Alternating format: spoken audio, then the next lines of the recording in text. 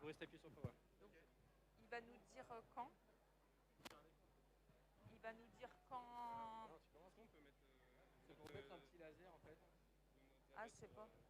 Maël, ils veulent mettre un petit laser. Ça passe les diapos. Ouais, on peut passer les diapos. Ils veulent mettre un Oui, petit. bien sûr, pas de problème. Pas de souci. J'en ai là encore des ports USB. C'est à l'envers, non? Antoine et Mathéo. C'est ça. Que je me trompe pas.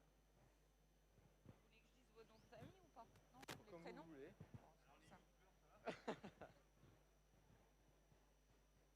Donc normalement, il y aura votre.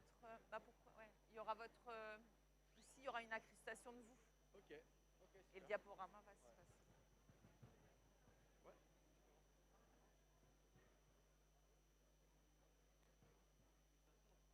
Vous enlevez votre masque, hein, les gars. Vous pouvez enlever vos masques. 3 minutes. 3 minutes. 3 minutes.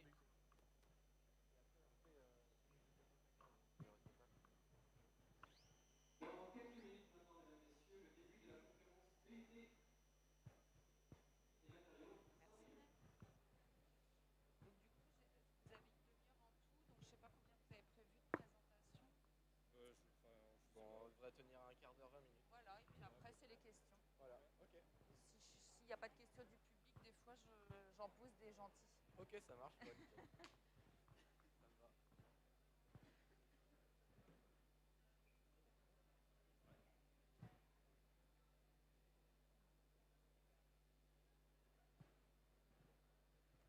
Tu peux prendre quelques photos des conférences.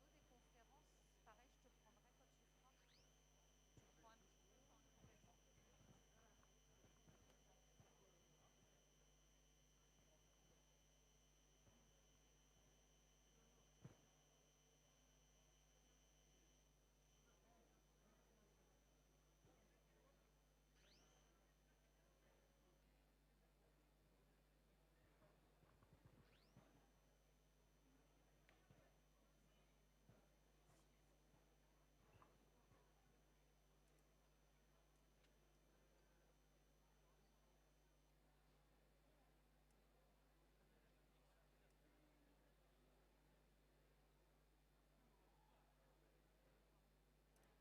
Il y avait 100 personnes ce matin, j'aurais dû. Mais il y en aura d'autres, il y en aura d'autres. Samedi, il y en aura d'autres. Samedi, on va.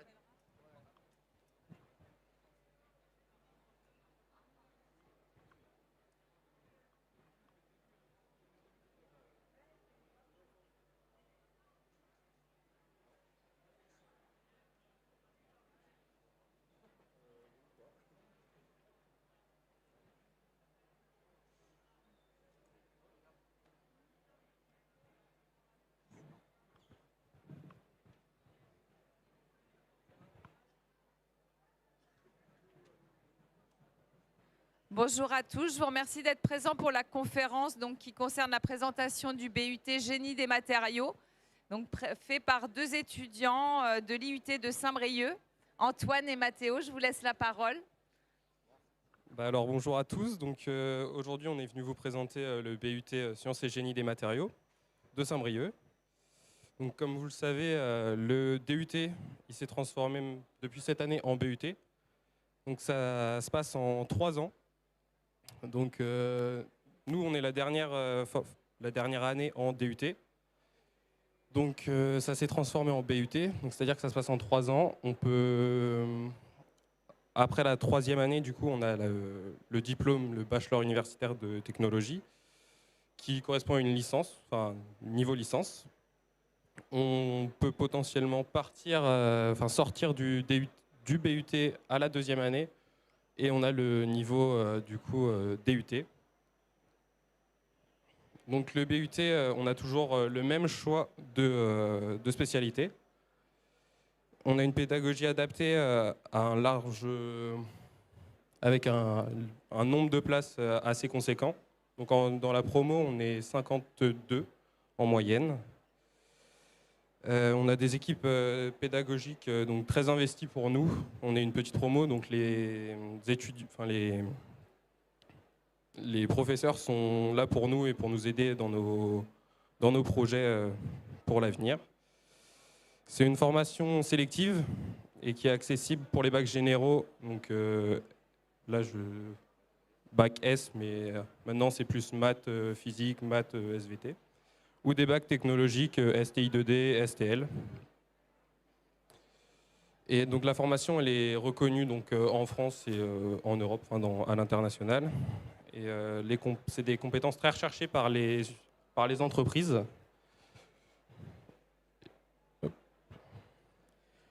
Donc du coup, pour la formation de BUT, on a, pour s'inscrire en fait dans la formation en terminale, on postule directement sur Parcoursup.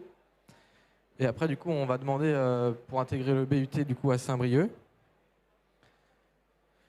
On obtient un DUT nouvelle formule à l'issue des 2 premières années. Et après, du coup, comme disait Antoine, on peut choisir pour faire une 3e année et avoir un BUT. Ou alors, on peut choisir de partir. Et ensuite, comme je viens de le dire, on peut avoir un cursus intégré en 3 ans sans devoir représenter une candidature au bout de 2 ans, puisqu'on est déjà dans le l'IUT. On a juste à continuer en 3e année et on obtient le BUT.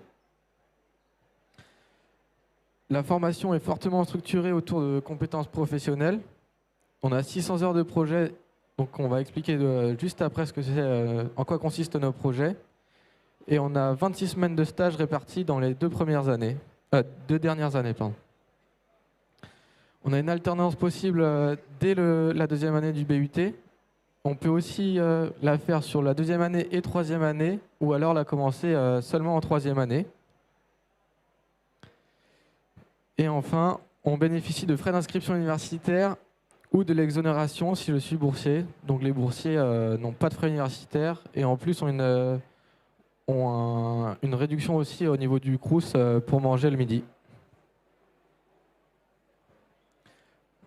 Pour l'IUT, du coup, on bénéficie pour l'IUT du coup de Saint-Brieuc ici d'une mobilité internationale. On va le voir juste après avec tous les différents types de stages qu'on peut obtenir à l'étranger. Et donc voici tous nos stages. Donc on a la chance de pouvoir partir à l'international, donc on a des stages dans le monde entier. Donc on peut dire merci à nos professeurs pour ça parce que c'est un réseau assez complexe à obtenir. Bon, cette année, avec le Covid, c'est assez compliqué. Donc on peut quand même partir en Europe. Donc, pour ma part, normalement, je pars en Autriche dans une boîte d'impression 3D de céramique. Donc moi, j'ai décidé de rester en France. J'ai pas pris le choix de partir à l'étranger parce que j'en voyais pas pour moi la nécessité actuellement. Et vu que je souhaite faire après une école d'ingénieur, je me suis dit que je pourrais faire mon stage à l'étranger durant ce cursus. Ça, on vient de le dire. On vient de le dire. Et du coup, après l'IUT, on peut intégrer de nombreuses écoles d'ingé. Donc là, c'est à peu près... c'est un regroupement d'écoles d'ingé ici. Alors, comme l'expliquait Antoine au début, donc on voit en BUT 1, on est tous ensemble. Après, en BUT 2, on fait soit le choix de l'alternance ou non. Et après, il y en a qui peuvent partir, donc soit en école d'ingénieur ou alors en licence 3. Et donc, on va avoir les licences pro qui vont être regroupées, nous, avec le BUT 3. Et donc, on va avoir une amélioration en fait, du cursus, puisqu'on sera quand même tous ensemble. Et donc, si vous restez en BUT 3, on peut revenir directement en école d'ingénieur 2. Donc, on n'a pas besoin de repasser la première année d'ingénieur, où en fait, c'est un peu une remise à niveau généralement, pour que tout le monde reparte sur les mêmes bases, entre les prépas, les IUT, les BTS et tout ça. Ou alors, on part directement en master, et pareil, on n'a pas la dernière année de licence. Donc, concrètement, ce qu'on voit en fait en DUT ou BUT du coup pour vous, on voit l'ensemble des matériaux, donc les métaux, les verres et céramiques, le bois, les agromatériaux, les composites et biocomposites, ainsi que les polymères et les biopolymères. Ensuite, sur tous les métiers qui peuvent venir après le BUT, on va avoir du BE, donc bureau de recherche ou développement, de tout ce qui est matériaux ou les pièces qu'on va chercher à concevoir. Du coup, on va retrouver aussi la phase de conception en bureau d'études, où là, on va avoir pas mal de dessins techniques et tout ça, de pièces, notamment sur SolidWorks, pour ceux qui sont en bac technologique, vous devez connaître. On va avoir la phase d'industrialisation ou de méthode. On peut retrouver ça notamment en licence après, qu'on peut intégrer directement dans ce type de licence. Pardon. Ensuite, dans les unités de production, on a la maîtrise et l'optimisation des process. Et ça, en stage, on va pas mal le faire. C'est des problématiques qu'on retrouve souvent, notamment dans les composites, où c'est ce qui va être demandé comme principale problématique. Et enfin, on va retrouver des unités de contrôle qualité. Et on peut aussi intégrer les services d'achat et de vente après notre BUT, puisqu'on aura des connaissances en matériaux, donc on peut facilement les vendre. Et on a des connaissances aussi qui sont un atout pour nous. Du coup, pendant notre formation, on a une phase de projet. Donc, pour notre part, c'est au 3e semestre, donc 2e année. Du coup, pour ma part, je suis sur un projet sur les composites à matrice céramique pour les applications de télécommunications 5G et 6G. Et donc, c'est une phase qui permet d'être très autonome. Donc, on travaille vraiment en groupe. Donc, on est 3 en groupe. Et on a de temps en temps des réunions avec nos tuteurs de projet, du coup, pour leur expliquer ce qu'on a fait pendant les semaines passées. Et voilà. Mais au-delà de ça, on a aussi d'autres projets. On a notamment l'hydrocontest. Certains dans la navigation peuvent connaître. En fait, c'est une course de bateaux qu'on retrouve entre plusieurs écoles. Et donc, le but, ça va être de fabriquer nous-mêmes un bateau de A à Z. Ou alors, on peut acheter certaines pièces. Et l'objectif après, ça va être de faire une course tous ensemble. Et avant, on avait un autre projet qui s'appelait le Marathon Shell, où on devait construire une petite voiture, où on avait du coup un pilote dedans. Et on avait un équivalent de 10 litres d'essence, et c'était la voiture qui va le plus loin, du coup. Et ça, c'était des projets que faisaient les étudiants, c'était sur des périodes de plusieurs années. Il y avait 2-3 ans où c'était des générations qui se suivaient d'étudiants et ils faisaient le projet là. Du coup, pour les stages, dans l'ensemble de la formation, il y a 26 semaines de stage, donc en BUT 2 et 3. Donc en BUT 1, il y aura 10 semaines de stage en France. Et au BUT 3, 16 semaines en France ou à l'étranger. Donc c'est à vous, aux étudiants du coup, de voir. Donc on peut travailler partout, donc dans les verres et céramiques, composites, dans tous les matériaux, quoi. Concernant l'alternance, du coup, soit en BUT 3, comme je le disais, ou en BUT 2 et BUT 3, on est principalement axé quand même en alternance sur la France. Et on a quand même pas mal de partenaires qu'on peut retrouver ici qui peuvent nous prendre. Mais après, il n'y a pas que ceux-là. On a des alternants qui sont à Chambéry cette année et ça balade quand même pas mal au niveau des entreprises. Vous pouvez en trouver assez facilement si vous cherchez bien. Et donc, il y a moyen d'acquérir pas mal d'expérience là-dedans et c'est un bon moyen aussi de passer un BUT. Donc, concernant la SGM, la formation SGM, on a quand même 5 compétences principales qui interviennent. On a l'usage du numérique, où on va travailler tout le pack office, Word, Excel et tout ça. Ou alors aussi, on a le dessin technique, on a du SolidWorks, du Molflow et tout ce qui s'ensuit. On a aussi l'exploitation des données en fin d'analyse, à des fins d'analyse, pardon. Où ici, on va regarder sur plusieurs places les défauts qu'il va y avoir et on va regarder ce qu'on peut améliorer ou changer dans le process pour obtenir de meilleurs résultats. Ensuite, pour l'expression et communication, ça, moi, je trouve que c'est un bon atout de l'IUT parce qu'on a pas mal de cours où on va apprendre en fait à se vendre au niveau des écoles et des entreprises. Donc, on va faire pas mal de rédaction de CV, on va faire des entretiens d'embauche, des simulations d'entretien. Et ça, pour moi, c'est un réel atout pour les futures entreprises et pour pas stresser en fait pendant les vrais entretiens plus tard. Ensuite, on a un positionnement vis-à-vis d'un champ professionnel.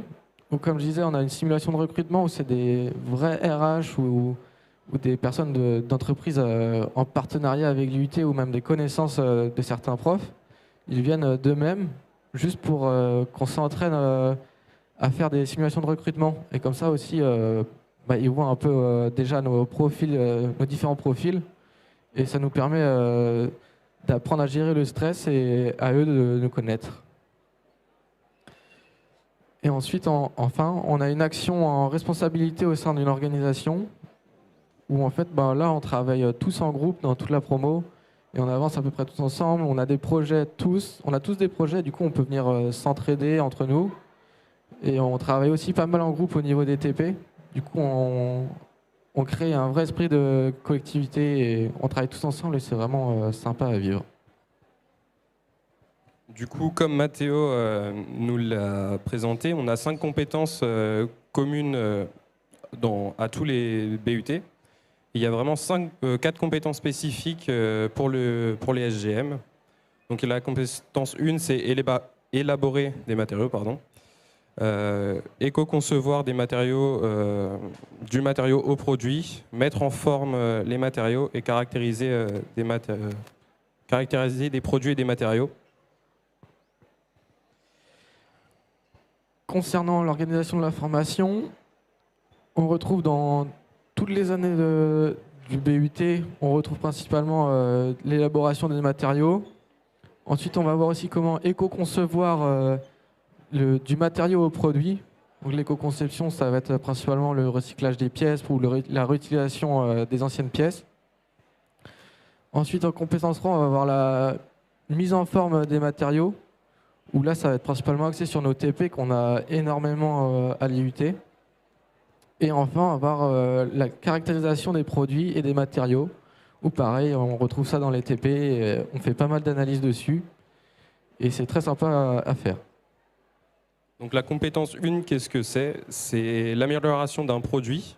Donc on va avoir des cours spécialisés là-dessus. L'amélioration de la mise en forme, donc comprendre comment c'est mis en forme et pouvoir l'améliorer. Et après, on a le développement d'un nouveau matériau ou produit. Bah, par exemple, moi, dans mon projet, c'est ce que je fais. Concernant la compétence 2, on a la réalisation d'un bilan carbone dans un cabinet d'audit. On a aussi la réalisation d'une ACV, donc analyse du cycle de vie simplifiée d'un produit dans un cabinet d'audit. Et enfin, on a la conception au sein d'un bureau d'études. Donc la compétence 3, mettre en forme le matériau, c'est avoir la responsabilité d'une production, donc pouvoir comprendre et pouvoir gérer du début jusqu'à la fin une production, rédiger des documents techniques liés à la production au sein d'un bureau d'études et travailler au sein d'un atelier de prototypage. Et enfin, pour la compétence 4, on a donc travaillé dans un laboratoire de caractérisation, où on va faire tout ce qui est DRX et DSC. On a aussi travaillé dans un laboratoire de contrôle non destructif et contrôler et valider un produit ou procédé dans un service qualité. Donc durant le BUT, vous allez devoir choisir un parcours, donc en BUT 2 et BUT 3. Voilà. Donc il y a 2 parcours, c'est métier de l'ingénierie des produits et des matériaux, et le deuxième, c'est métier à la caractérisation et à l'expertise des matériaux des produits.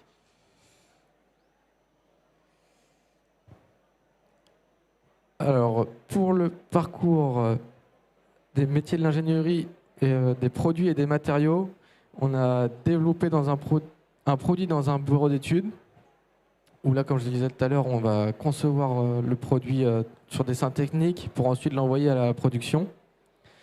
On a être en responsabilité au sein d'un atelier de production. On a ensuite développé au sein d'un BM. Après, on a développé et d'implémenter de nouveaux procédés. Et enfin, on a lancé une production, ce qu'on va faire lors de réalisation de TP. Et pour la compétence numéro 2 des métiers de la caractérisation et de l'expertise des produits et des matériaux, on a des compétences, donc répondre à un besoin de caractérisation. Donc c'est de l'analyse physico-chimique, de la mécanique. On doit savoir gérer un des appareils de caractérisation, donc on peut avoir une DSC. Ça c'est des. Si vous venez, vous allez voir ce que c'est parce que c'est pas forcément très parlant ce que je vous dis. On doit réaliser une expertise dans un centre technique et on doit aussi assurer une veille technologique. Alors, le contexte de SGM. On a un plateau technique dédié aux matériaux polymères et composites. Donc, on a notamment ID Composite, qui est une entreprise qui travaille au sein de l'IUT. et avec qui on peut partager certains projets et à qui on peut discuter. Et après, on retrouve donc pas mal de partenaires que l'on peut voir ici sur cette carte.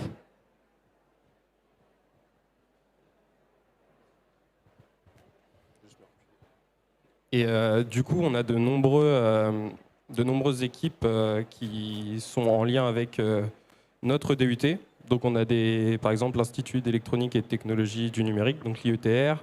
On a Naval Group et on a plein d'autres laboratoires de recherche qui sont associés à notre DUT et qu'on peut potentiellement contacter pour des stages ou des alternances. Alors pourquoi venir à l'IUT SGM? On a des moyens modernes et renouvelés, donc on a pas mal de machines pour les TP. Et ça, c'est un confort dont on peut se vanter ici. On a un contexte industriel, où on a l'innovation, la recherche et de l'alternance. On a l'équipe rodée, dynamique, 20 ans de réussite. Ça, c'est pour nos profs, ils travaillent ensemble depuis pas mal d'années maintenant. Ça se ressent aussi au sein de l'école, puisqu'on a une ambiance qui est quand même plutôt cool. On s'entend plutôt bien dans la globalité. Et c'est vraiment agréable à vivre quand on s'entend tous bien. Donc on a une ambiance, comme je le disais, une ambiance studieuse et familiale. On a une ouverture à l'international, notamment grâce à nos profs qui sont des professeurs chercheurs. Donc ils ont pas mal de connaissances aussi, pour prendre un prof en particulier avec le Japon ou tout ce qui est les pays étrangers comme ça. Donc il a pas mal de connaissances aussi dans les laboratoires européens. Et donc pour les stages, il peut pas mal nous aider. Il a des contacts qui servent beaucoup. Donc on peut les contacter ensuite pour obtenir un stage avec eux. On a des projets variés et une pédagogie laissant de l'autonomie en développement la responsabilité. Donc ça, c'est pour revenir à tous les projets qu'on a cités tout à l'heure. Et on a une réputation à l'échelle nationale, au niveau des entreprises, des écoles et internationale pour les stages. Donc le recrutement. Donc, qui peut se présenter? Donc tous les bacheliers donc, généraux, donc plus précisément anciennement S, mais par exemple maths, physique, maths, SVT, etc. Et des bacs technologiques, STI 2D ou STL. Comment? Donc ça se fait sur dossier et sur entretien. Donc c'est les notes de la première et de terminale, donc les 2 premiers trimestres.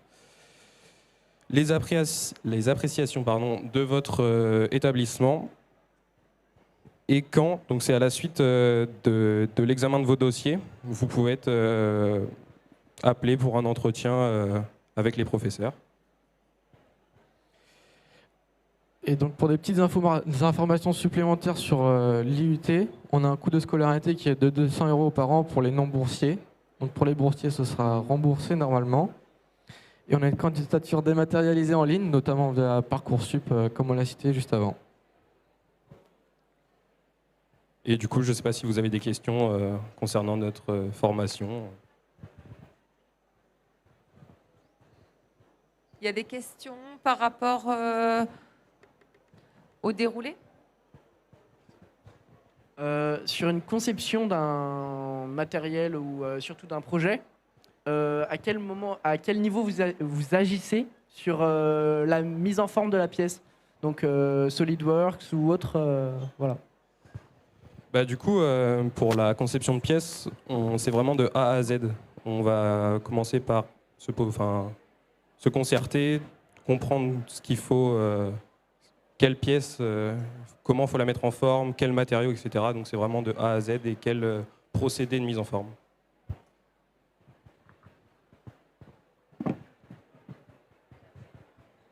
Si j'ai bien compris le schéma de tout à l'heure, quand on a terminé notre BUT, on peut donc partir sur un doctorat? Exactement. Tu peux faire un master ou alors une école d'ingénieur et après tu peux finir sur un doctorat. Donc tu peux soit rester à la 2e année ou faire une licence ou alors tu peux aller aussi loin que tu veux, notamment un doctorat.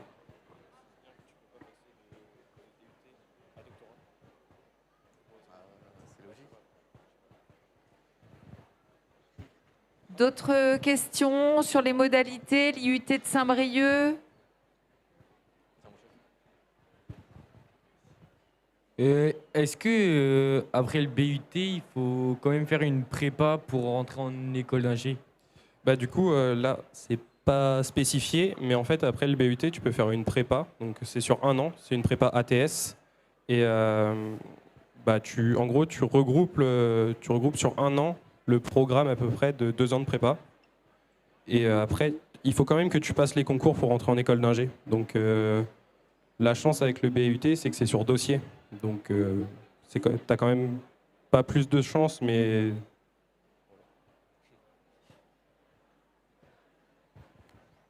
Et alors juste un petit mot, ce ne sont pas toutes les écoles d'ingénieurs qui recrutent après des buts.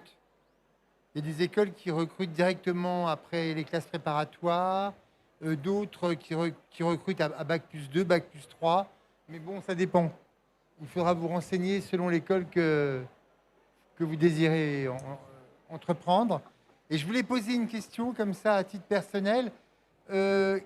Quel bac avez-vous passé à l'époque, dont vous pourrez expliquer si c'est S ou autre, et comment vous avez eu connaissance du génie des matériaux, et qu'est-ce qui vous a attiré pour faire ce diplôme? Alors pour ma part, j'ai fait un bac SVT avec option informatique. Du coup, l'informatique n'est pas du tout en rapport avec les matériaux. Et j'ai décidé de faire un an de prépa avant de venir en matériaux, parce que de base, j'étais pas pris ici à l'IUT. Du coup, je suis parti pour en prépa en un an et j'ai vu que ça me plaisait pas du tout. Et du coup, je suis revenu sur mon projet initial, le matériau. Et ce qui m'attirait dans les matériaux, en fait, c'est parce que j'aime bien aussi bricoler un peu chez moi. Et du coup, je voulais un peu comprendre aussi pourquoi je faisais ça, pourquoi j'utilisais tel matériau à tel endroit. Et moi, personnellement, c'est ce qui m'a attiré ici dans les UT. Et pour ma part, moi, j'ai fait un bac S physique-chimie avec option Europe, mais ça, c'est pas grave. Et ah oui. Et pourquoi j'étais attiré par l'UT, c'est parce que je fais beaucoup de vélo et de voile. Donc les composites, c'est ça en fait. Oui, voilà. Et j'ai pris connaissance de l'IUT en venant par exemple au salon Super Armor et aux portes ouvertes de l'IUT du coup. Est-ce qu'il y a d'autres publics, des lycéens? Des questions? Moi, j'ai une petite question. Est-ce que vous avez une idée un petit peu du parcours que vous allez faire après votre DUT? Du coup, moi, là, à la suite du DUT, j'aimerais bien intégrer une école d'ingé. Donc, je ne sais pas encore, mais je vais tout faire pour. Et après, soit s'arrêter à l'école d'ingé ou continuer. On verra bien. Et moi, j'aimerais bien soit faire école d'ingé aussi, soit un master. Et après, c'est un projet encore, mais j'aimerais bien aussi faire un doctorat, du coup, pour continuer jusqu'aux 8 ans d'études. D'accord, merci. Au-delà des notes, quelle qualité il faut avoir pour réussir dans le BUT Génie des matériaux? Je pense qu'il faut être très motivé, s'intéresser à tout, pas que travailler, il faut s'intéresser même au monde extérieur. Je pense que c'est les qualités qu'il faut et être investi aussi. Ouais, j'ajouterais à ça aussi qu'il faut être curieux aussi, parce que pour découvrir tous les matériaux, si on n'essaye pas de s'intéresser un peu, si on s'arrête à un seul matériau, toute la formation au final ne va pas être assez intéressante. Il faut essayer de se questionner sur tel ou tel matériau, de se dire pourquoi c'est là, pourquoi ça plutôt que ça. Et au final, la formation devient vraiment intéressante à ce moment-là. Petite dernière question, peut-être que les professeurs vous aideront à y répondre au niveau des débouchés professionnels. Pour les débouchés professionnels, on peut du coup partir de doctorant une fois qu'on a fait les 8 ans, un chercheur. Ou alors on peut même arrêter, nous, à notre époque, on peut faire juste technicien après. Donc il y a un grand panel de métiers quand même entre les deux. Et du coup, on peut intervenir dans tous les métiers là. Et le secteur des génies des matériaux, vos collègues des anciennes années, des anciennes promos, ont trouvé facilement un emploi? Globalement, quand on leur demande, ouais. Même dans des grandes entreprises comme Airbus ou des entreprises comme ça. Et au final, ils sont à peu près contents quand même de ce qu'ils font. Et c'est pas un regret pour eux d'avoir fait l'IUT, ils sont vraiment fiers de l'avoir fait. Merci. Je ne sais pas si vous avez des petites choses à rajouter, qu'aurait pas... Et en parlant aussi avec des anciens étudiants qui ont fait des écoles d'ingé, je sais que j'ai parlé avec un ancien étudiant de SGM Saint-Brieuc et il m'a dit que pour lui, l'IUT, c'était vraiment la période qu'il a préférée parce que c'est vraiment une ambiance pas cool, mais c'est très familial. On est tous soudés, on va dire, on s'aide entre nous, ce qui n'est pas forcément le cas dans certaines écoles. Et quelqu'un qui hésiterait entre un BTS et un BUT?